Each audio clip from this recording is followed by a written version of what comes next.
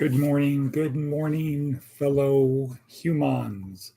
Today is Sunday, October 27th, 2024. It is just about 6 o'clock in the morning. Here we are west of Sin City and east of Death Valley up in the mountains. Not really, about 2,600 feet, 2,700 feet, but still the mountains. Our goal is to help our students on their journey through this life, preparing for the destination, which is what comes next. Monday through Friday, we focus on physical, mental, and emotional skills. Weekends, we focus on the spiritual part, spiritual stuff, and we call the weekends G.school, and the rest of it we call our thing. Good morning, Diana. Good morning. How are things in Portland? How are things in Portland? So let's see. Without any further ado, we got a really big show today, a big show. It's going to be rewind, a mental exercise, rewind to 503 years ago, to the year 1521. To the Castle Loyola. More on that later. Not moron. We're not saying moron. Okay, Wada Bevy's not going to be here this morning. She is at work. So go to it, Wada Bevy. When you watch this, I hope you put your best into it today. You had a unconscious, i.e. habit, of doing your work better than before. Constantly better. The habit of constantly doing it a little bit better. Be just a little bit more productive, a little bit nicer, a little bit this, a little bit better. Help your bosses, make your boss's life a little bit easier, etc. So here we are. It's going to be a quick one today because I've got to get on the peloton that I have to get to the Lutheran church. I don't have to. I get to the Lutheran church for the 7:45 service. Good. I had to order internet in my apartment so I could do my schoolwork. Really exciting having my own place. Good. It is. And the place doesn't have to be big. And it should not have a big kitchen. You shouldn't spend a lot of time in the kitchen, because the more there is in terms of food, the more you eat, and the more you eat, the more you weigh, and the more you weigh, the less better you feel, etc., etc. So we're going to talk about that. But what is the advice from an 80-year-old today? Today's advice from an 80-year-old: keep it simple. Keep it simple. Keep it simple. Occam's razor, the law of parsimony. When you have two explanations, the simplest is usually the best. Keep it simple. Keep it simple out there. Okay, what else we got? Seth Godin. This is why we're going to rewind, preparing to rewind to 503 years ago. I didn't see you there. Or, as Ace Ventura, Pet Detective, would say, oh, sorry. Hello, Satan. Oh, sorry. I thought you were someone else. Right. I didn't see you there. It's easy to exclude people who aren't like us, who might have a disability or come from a different background or group. Not just exclude them, but not design for them. Account for them, listen to them, or see them with dignity. Right. Seth Godin. Image. What? Not really, but respect. Okay, let's see. What does she say? It's not shared kitchen and bathroom. Good morning. Okay, good morning, Matticus von Atticus. I think the best thing to do, Matt, because, I try to keep as busy as possible in meetings, on the phone, whatever. But I want to acknowledge when people call. I don't want to just have the phone ring. So maybe send a text. Hey, good time to talk. I want to talk about the problem with fleas to the German army, or lice, how they got rid of them. Xylon B. No, that was on Zeta. Okay, good. So let's do this little thing. Let's see if we got anything. Oh, yeah, TED Talk today. Very good one. Jerry Maguire. So this is now back to telling a compelling story. Yesterday, when Jerry was doing Who's Coming With Me, not a compelling story. Not compelling. Today, the interesting thing is he and Rod are both trying to tell each other compelling stories. And so you see a bunch of compelling stories. Jerry tries this, Ron rebukes, gives him this one. Jerry kind of deflects, tries this approach.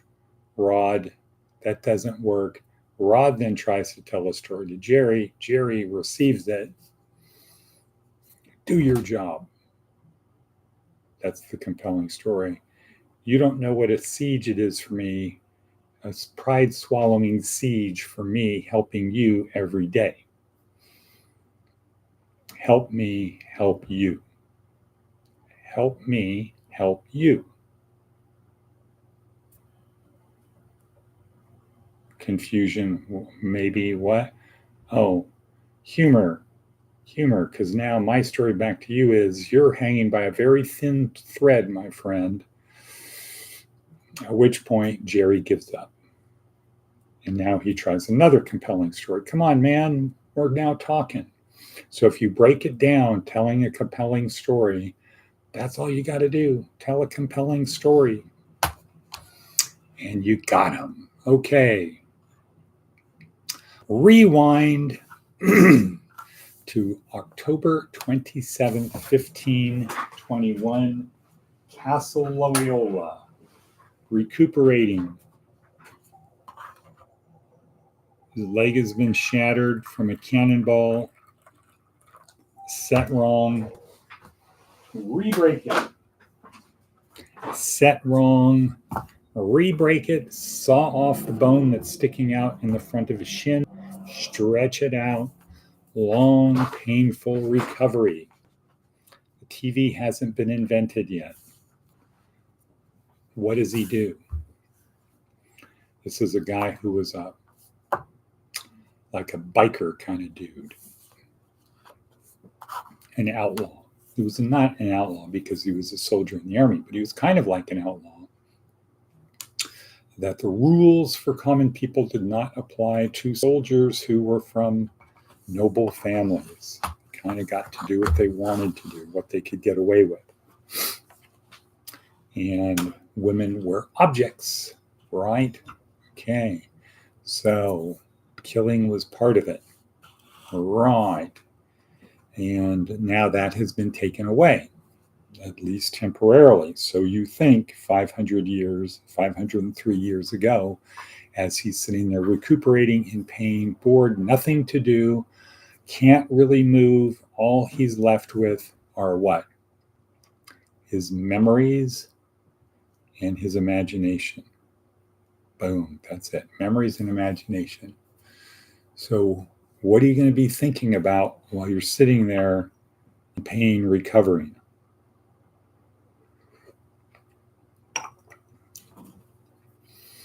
Well, we know from his autobiography, he thought about his past, his lived past, the battles he'd been in, the things he'd done, the glory he'd achieved. And he thought about when he's back, when his leg recovers, when he can get back at it. Now, he's been doing this since May. In May of 1521, I don't remember the May 6th, I don't remember, doesn't matter. In May of 1521, boom, that's when his life, the day his life changed for the worse.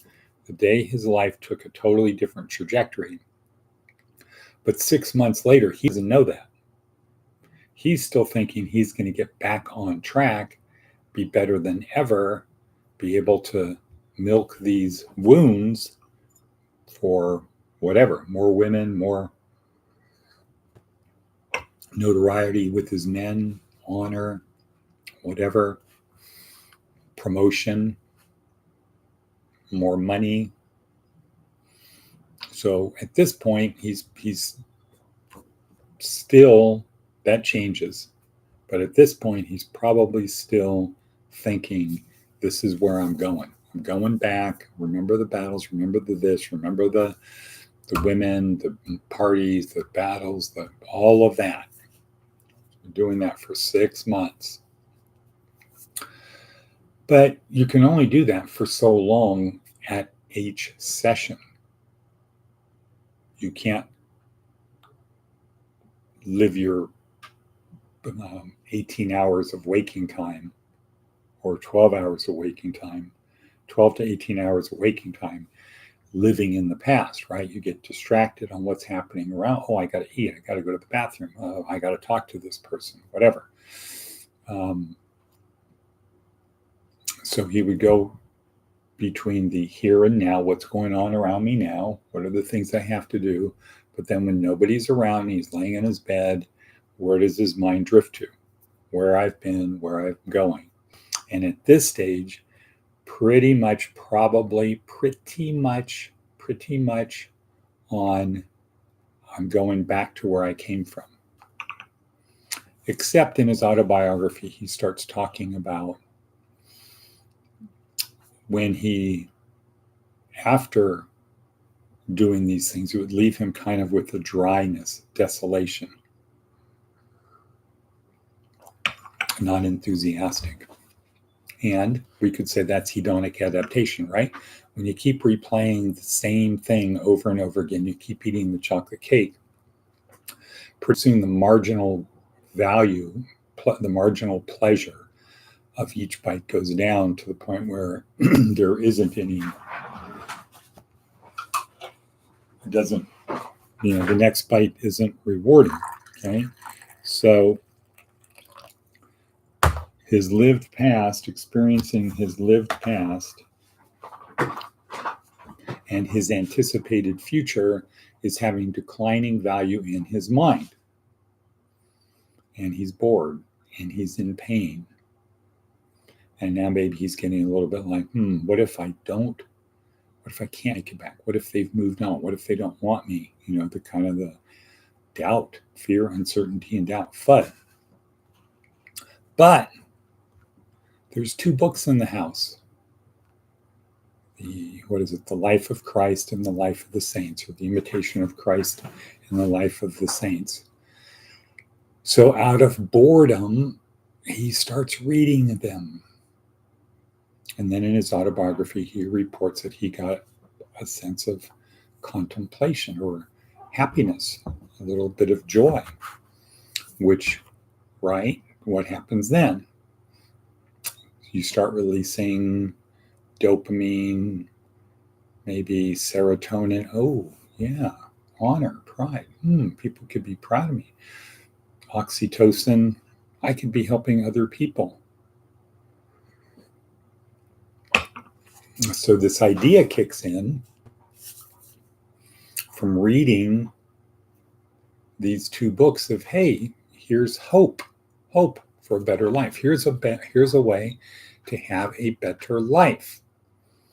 And of course, what happens is the thinking about the lived past and the anticipated future, their value goes down, decreases, and the value, so this is like if it's on a scale, you start adding more joy and happiness from reading about the lives of the saints and the life of Christ, and you come up with this new idea that then takes a lot more time during the day, right? Thinking about, hey, maybe I could take what I learned over here and apply it over here and be a soldier for Christ instead of a soldier for the king, instead of going after money and glory, maybe I can do this and save souls like the saints were doing, like Jesus was doing. And then what happens, right? Psychologically, he feels better. Okay, so why should we care about that? Right, because we have bad things that happen to us, right? Life sucks. What are we doing? We're in that pain of Loyola where the old us is not working.